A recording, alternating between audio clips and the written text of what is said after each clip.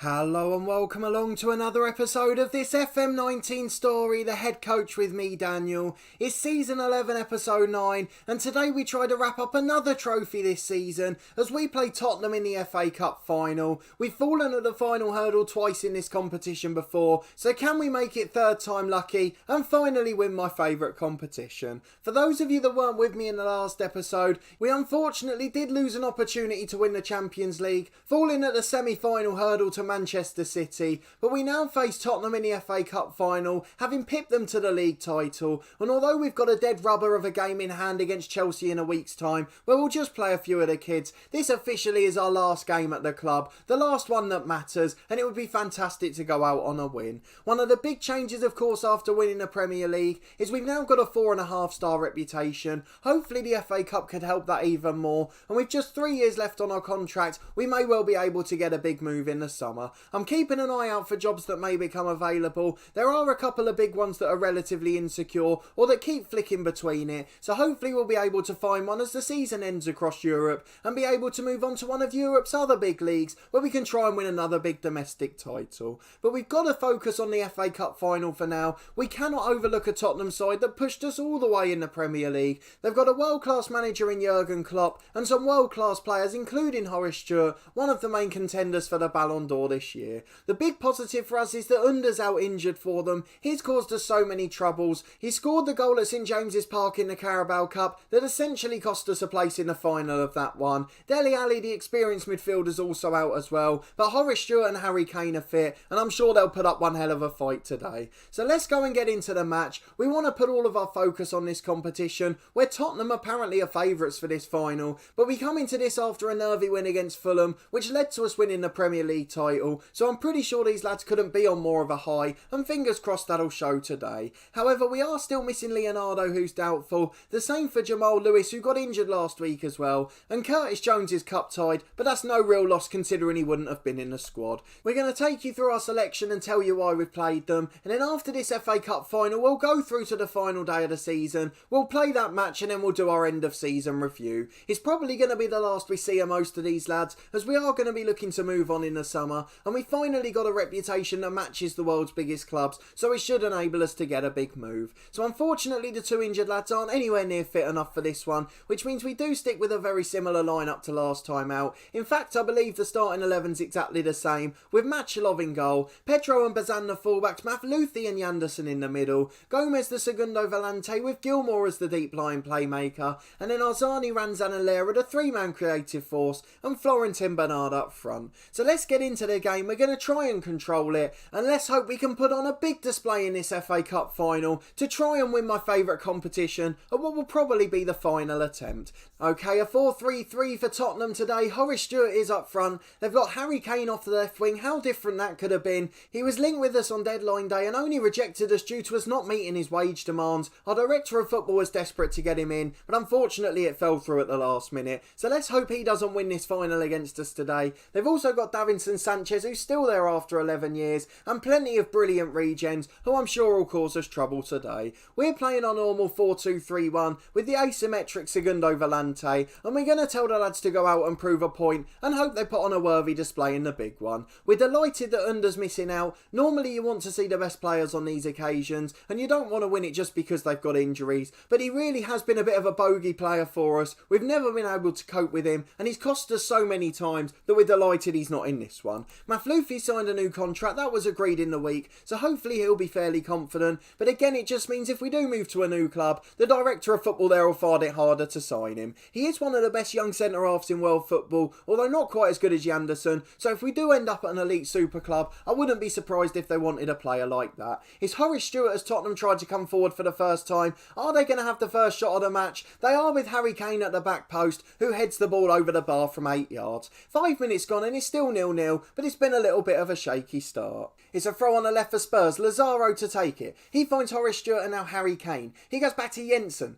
Purby on the edge of the box. They're trying to create that perfect opening, and in the end they might just shoot from distance. They've got it into Recchia though, got inside Bazan, beat the sub full-back, but Machalov makes a brilliant save to his left to stop us falling behind early on. Just 12 minutes gone and Harry Kane's forward again. Purby delivers to the front post and Recchia nods it wide. It just goes into the side netting, and now we've got got a goal kick which Matchalov will take. Maflufi at the back inside to Gilmour. He gets it back to the keeper again. Big long punt downfield. Florentin Bernard brings it down for Gomez. Now Arzani. Tottenham have had 4 shots already and a clear-cut chance. We haven't had any, but Florentin Bernard changes that there. A wonderful save by the Spurs keeper, and the Tottenham defender Timmermans reacts first and manages to hack it away to safety. It's Ranzan on the left-hand side who concedes possession, and Timmermans forward for Spurs again. They're back into the ascendancy with Horace Stewart, and Timmermans delivers to Kane. In at the back post, puts it in, and it's going to be another FA Cup final nightmare. I can already tell it after 15 minutes. We're going to drop to a balanced mentality as we're getting outplayed, and we're going to demand a lot more from the lads as they've really not performed so far. We're back with a highlight, but we're just dealing with that analysis from our director of football, our assistant manager, who's trying to tell us to close people down. It's Gomez into Bernard.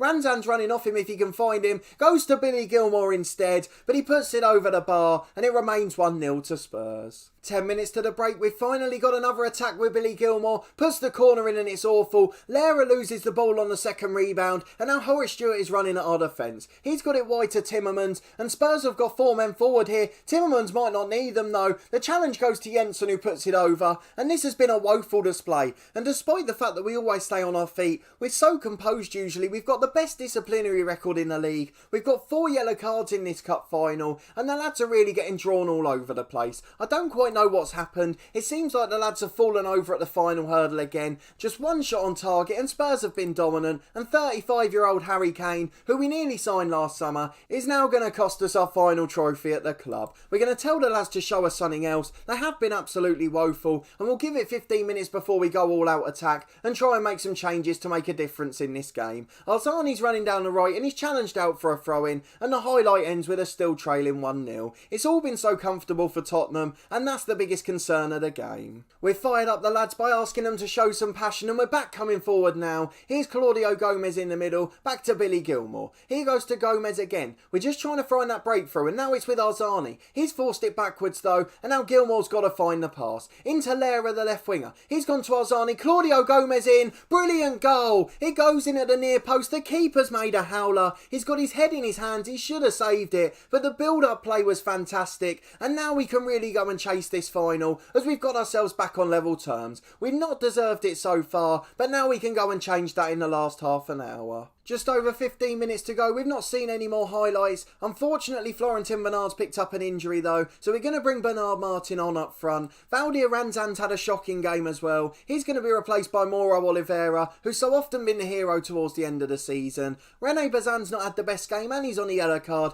We don't have any alternatives though, so we'll just give it 5 or 10 more minutes and then we'll try and make another sub or two. We're back with Maflufi just a minute after the substitutions, and he's played the ball in central midfield to Bazan. Here's Arzani to Claudio Gomez. Up to Arzani again. Can we create something special? Into Lara at the back post. He's been brought down just before the shot. It's a penalty kick. Bernard Martin's going to take it. Can he be the super sub? He's the only player with a penalty rating above a 10. Timmermans might get a red for this because he was about to pull the trigger and it didn't look like he went for the ball. But unless the referee deems it to be triple jeopardy, and he obviously feels that the player made an attempt at the ball. Bernard Martin's tried to chip it. What on earth are you doing? He's chipped the penalty straight at the keeper, and that is absolutely woeful. I'm tempted to take him off again for Greenwood as he's been that bad there. I'm going to leave it 5 more minutes until I compose myself, but that's probably going to cost us the FA Cup final. Just a couple of minutes plus stoppage time to go, and it's Claudio Gomez in central midfield. He finds Gilmour and Oliveira. We've really got on top in the last few moments, although the stats for this game have been pretty boring. They've suggested there's not been many shots at all. Plenty of territory from both sides at certain stages, but none of them have really made it count, and considering we've missed a penalty, we can't really have any complaints. Now with a minute to go, Horace Stewart's in behind, a brilliant save by Matchalov, and my word, Bernard Martin better thank him at the final whistle if we do manage to hold on and not lose this game. Purboy with an outswinging corner. Tottenham continue to put pressure on, but Maflufi's put the header away, and now it's back into Recchia, but a shot's blocked by his own man, and we've got just 30 seconds plus stoppage time to hang on.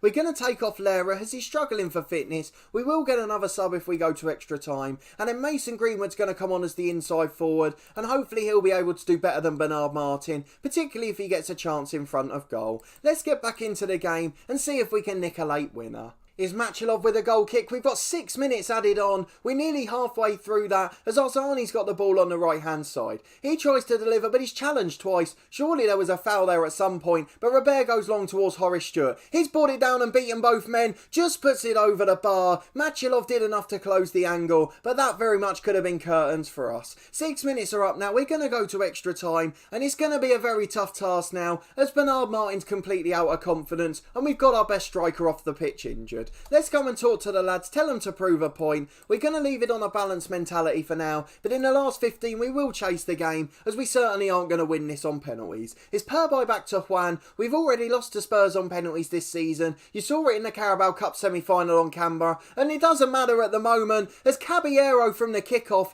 has run forward and scored. That is absolutely awful. 15 seconds after we told the lads to concentrate and prove a point, they've parted like the Red Sea at the back and allowed the centre forward through one-on-one. Absolutely terrible. 100 minutes gone. We're going to take off Arzani who's knackered. On in his place will be Lavinas. He'll go as a winger on support. We're going to try and push forward from this point and we're also going to go to a positive mentality and it'll get more attacking as the minutes progress. It's half time in extra time. We look no closer to scoring, so we are going to go attacking in a couple of minutes if we don't manage to get a breakthrough now. If we could get to penalties, I'd be delighted at this point. Even though history suggests we're not going to win it, we've got to try and get there. I don't want to go my whole career without winning the FA Cup. The only one in England I haven't won, and it's going to be the one that costs us. Bernard Martin trying to chip that penalty. If I am here by some sort of miracle next year, he will never play for this club again, and you can mark my words on that. I'll anger him so much that he goes to the director of football and tries to get himself a transfer away. Hopefully our director of football will then accept the offer because we don't want to see him in a Newcastle shirt again.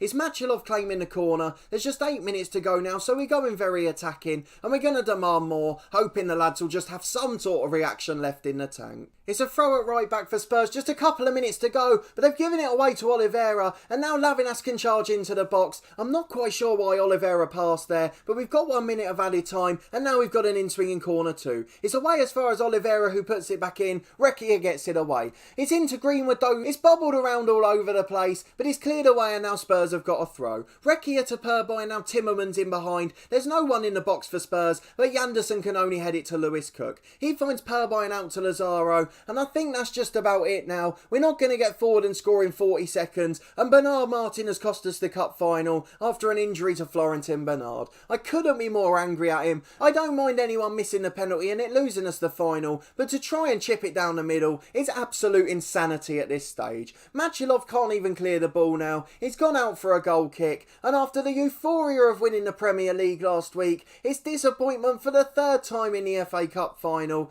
and it looks like we're going to be leaving England having never won my favourite competition. Harry Kane does score the decisive goal. We looked like we got on top after equalising, but Bernard Martin missed a penalty. We're not going to talk about that anymore as I'm riling myself up. And then Caballero in the first minute of extra time just pretty much ran from the kickoff, and that's cost us the game. What a woeful performance. So we're going to tell the lads we're disappointed. I can't believe that there's no reaction from Bernard Martin. He should be hiding in a corner at this stage. We're going to aggressively tell him we're not happy. He seems demotivated and he might as well get his bags packed now. So we lose in the FA Cup again. We'll go and get the confirmation that Tottenham have lifted the trophy. I guess we've won the bigger one of the two in the Premier League and a couple of other trophies in the European Super Cup and the Community Shield as well. But that doesn't mean anything today, especially because of the way we lost it. Florentin Bernard's injured. Let's see how bad that is. Just a few days, he could probably have stayed on. £1 million to Newcastle after losing in the final, and half of that money going to the squad. I hope none of that's going to Bernard Martin, as he's not made me very happy today. We'll deal with the press conference off camera as normal. We'll go and play our last game against Chelsea in the Premier League. A complete dead rubber and a massive anticlimax to the season, and then we'll go and have a look at the job security screen and see what jobs may be available to us. We'll see you in a moment for our end of year review.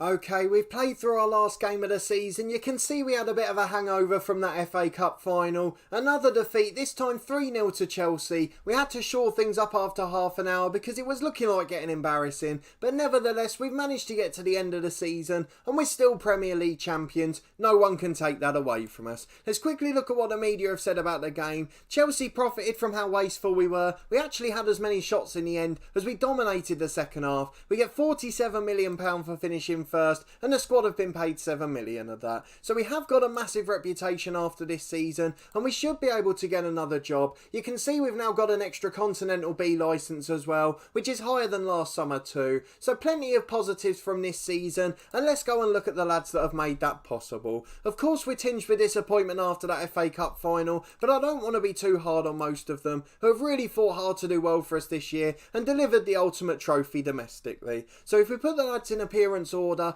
Valdir Ranzan's top of the pile with 55. We mentioned him at the end of last season as the only player with a disappointing average rating, and this year he's really responded. 22 goals from midfield and 14 assists to go with it as well. An unbelievable turnout from him. As well for Islam Machilov, 50 starts, 50 appearances and over 7 for a rating in goal. He really became a strong number one this year and helped us towards winning some trophies. And then all the usual suspects in the top half of the appearances. They've really made some strides this year, and there have been some fantastic individual performances too. We did lose Ezri Konsa partway through the season, the hero that scored the winner in the Europa League last year, but again this season winning the Premier League really takes that on to the next level. As well as Ranzan's 22 goals, we have Bernard with 29. He also got the Golden Boot for the Premier League in total. I think he had 24 come the end of the year, 4 ahead of Burnley's Yves Sola, so a really good turnout from him. Bernard Martin got 12, but I'm never going to forgive him for that FA Cup final miss.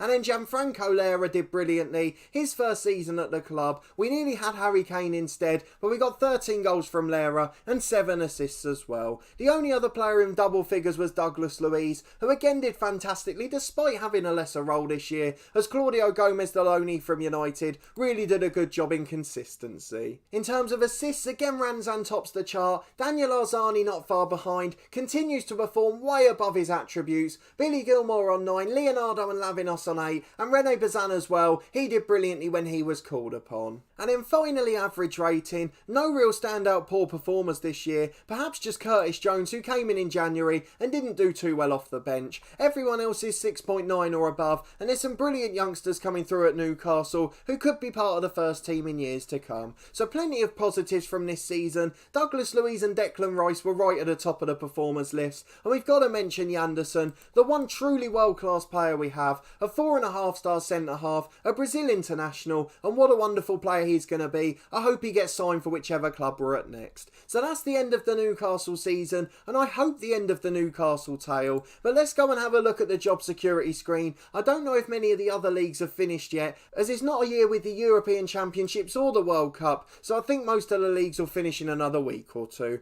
I can see the Borussia Dortmund job is insecure. That would be an ideal one for me, as we hope to move on to either the Bundesliga, La Liga or Serie A for our next big move and another big chance at a domestic title. We want to try and win at least 2 of those other 3 leagues, and if we could win a Champions League, that would be the dream as well. And then once we get to that stage, we can end this career knowing that we've achieved everything we wanted. We may have a go at international management later in our career, but I'm not sure it's going to be right for us, so we'll just wait and see what we can do at club level. So hopefully when you join me next time, we will now be able to have a big move to a new club. We've got a far bigger reputation than we had at this time last year, and more coaching badges as well, so fingers crossed that will pay dividends as we apply for the biggest jobs in world football. So join me in the next episode for the start of season 12 to find out which club and country we'll be in next. I'll leave you on the competition screen for the confirmation of all the trophies we've won this year, the European Super Cup and Community Shield, and most importantly we're Premier League champions, the first league title of our career at any level of the game, and what a one it is, possibly the biggest in world football. If you did enjoy this episode, please put a thumbs up on the video.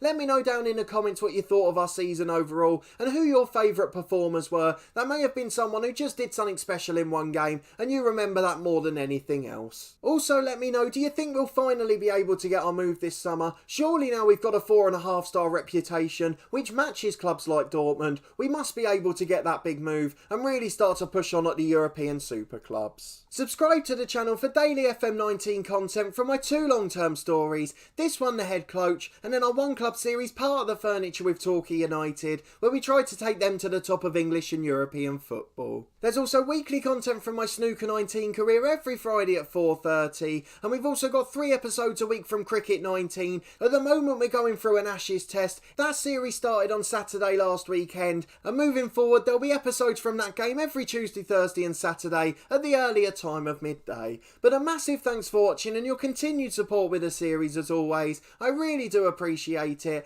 and I hope to see you next time for the start of Season 12, where we should finally have a move to an elite European club.